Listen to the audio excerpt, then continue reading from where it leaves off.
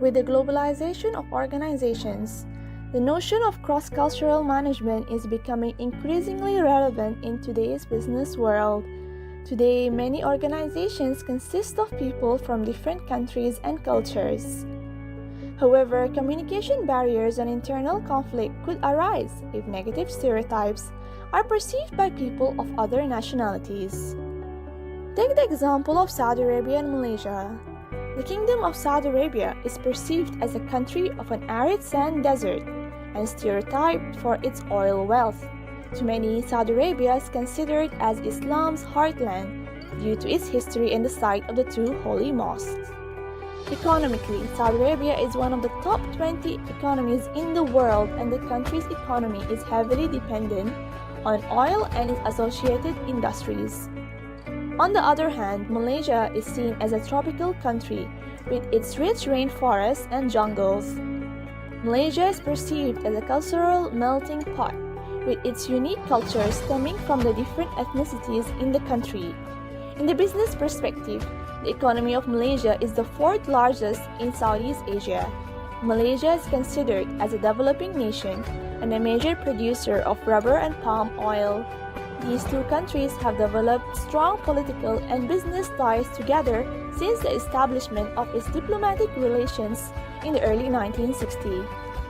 Hence, it is important in a multinational corporation to establish a management that can tolerate and understand how to successfully lead employees from all over the world. In this video, we will discuss about Saudi Arabia and Malaysia and their business cultural differences according to Hofstede and Trompenaar's cultural dimension and Klokken's Strobach value orientation. We are now at the Hofstede dimension of uncertainty avoidance. Uncertainty avoidance countries have strict trust and conduct standards, where time is money and people have an internal urge to be busy and working hard. Meanwhile, for the risk takers and less reactive societies have a low preference of uncertainty avoidance and acceptance. So, let's take a look of the difference between Saudi Arabia and Malaysia on uncertainty avoidance. يجب أن ألتزم بشروط وقواعد العمل حتى أتمكن من الحضور والخروج من العمل في الوقت المحدد. Saudi Arabia has a high uncertainty avoidance. Saudi Arabia is viewed as close-minded, and Saudi people try to avoid the unknown. The employees in Saudi Arabia do not adapt well with change in the company procedures. Saudis also work devotedly for their managers, whom they have a good relationship with, because of Saudi's strong purpose to spread love and peace. Tidak mengapa, saya masih boleh melakukan kerja saya walaupun selepas waktu pejabat. Bekerja dari semasa ke semasa, bahkan pada hujung minggu juga, sehingga saya dapat menyelesaikan tugas yang diberikan. Malaysia has a low preference for uncertainty avoidance. Employees in Malaysia will maintain a more relaxed attitude where action takes priority over theories and principles. Schedules are always flexible and hard work is only done when absolutely necessary. In Malaysia, reliability and punctuality do not come naturally. Plus, innovation is not viewed as a threat. Next, let's talk about assertiveness. High assertive country society encourage toughness, assertiveness and competitiveness. However, people in low assertive country value tenderness and concern for others over being competitive. Now, let me show you the differences of this dimension between Saudi Arabia and Malaysia. السلام عليكم عرفان، أريدك أن تقوم بهذا العمل وأرسله عند الانتهاء. لا بأس، خذ وقتك. حسناً يا مدير، سأفعل ذلك لاحقاً. شكراً لك. Saudi Arabia is a low assertive country. Saudi Arabian managers appear to prefer a protective leadership style when it comes to leadership. Sincerity and honesty are crucial attributes of effective leadership, and the emphasis appear to be more on the group than on individuals. They will make decisions based on the fact it will positively affect the group, so they will not make any decision that would have negative effect on the group at all, simply because they are loyal to their group and they really value having them as a extended family at work. The Irfan, saya mahu awak siapkan draft projek ini dan hantar pada petang ini juga. Okey bos, saya akan siapkan dengan secepat mungkin. Malaysia is a high assertive country. It has been suggested that corporations should provide assertiveness training to all level of employees in order to improve the quality of interpersonal connections within the company. In Malaysia, the effectiveness of managers will improve and pathological stress will be decreased. Poor interpersonal communication is another reason of managerial failure. And by using aggressive training, organizational efficiencies will skyrocket. This statement demonstrates the value of assertiveness in the workplace. Let's move on to the Hofstede dimension of masculinity versus femininity.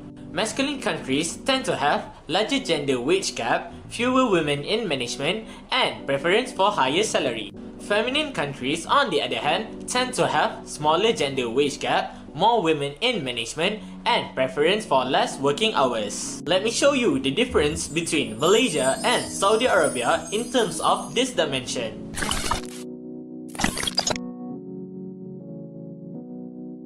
بصفتي كرجل وزوج فإن مسؤوليتي هي أن أعمل لإعالة أسرتي وتوفير المسكن لهم.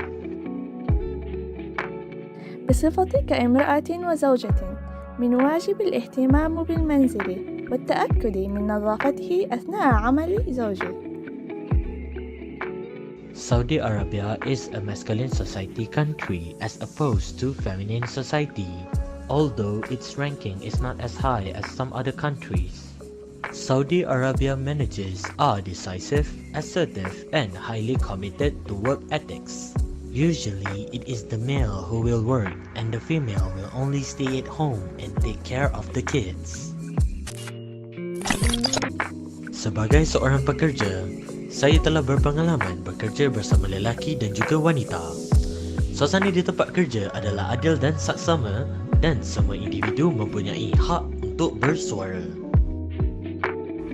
Sebagai seorang wanita, saya juga mempunyai hak untuk bekerja di pejabat, menjadi seorang pengurus ataupun bos di tempat kerja. Malaysia is a feminine country.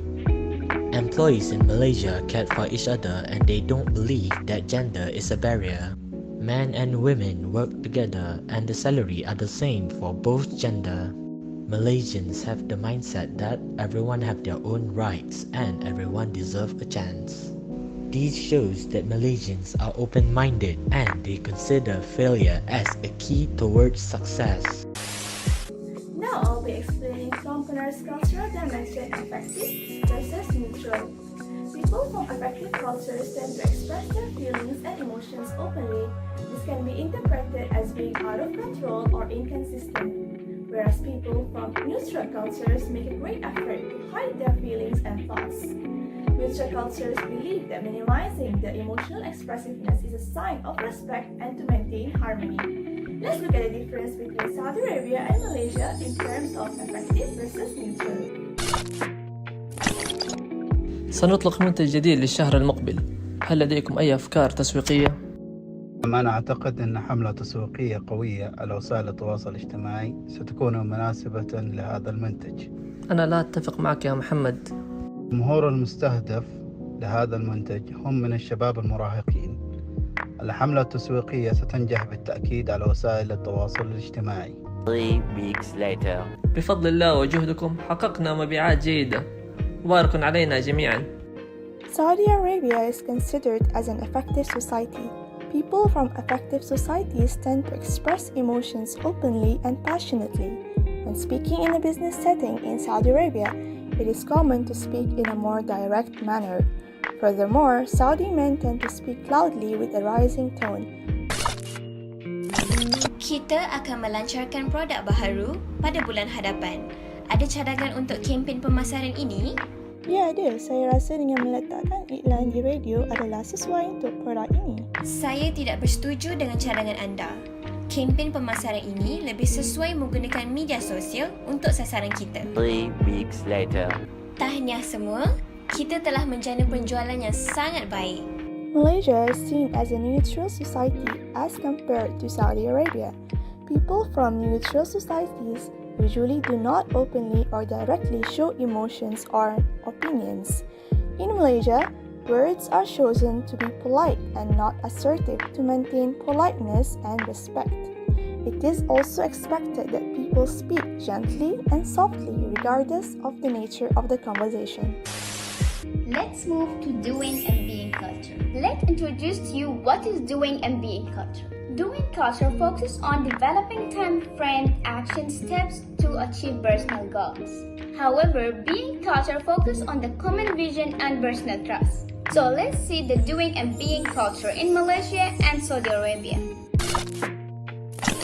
تم تفويضك من قبل الرئيس التنفيذي لإدارة المشروع القادم. أنا على دراية بهذا. معا لقد وجدنا حلا. سوف يكون لديكم 3 أيام إجازة للعيد. As such, Saudi Arabia is being culture. In Saudi Arabia, relationships take precedence over tasks or getting a job done, and like to spend their holiday with their family and friends.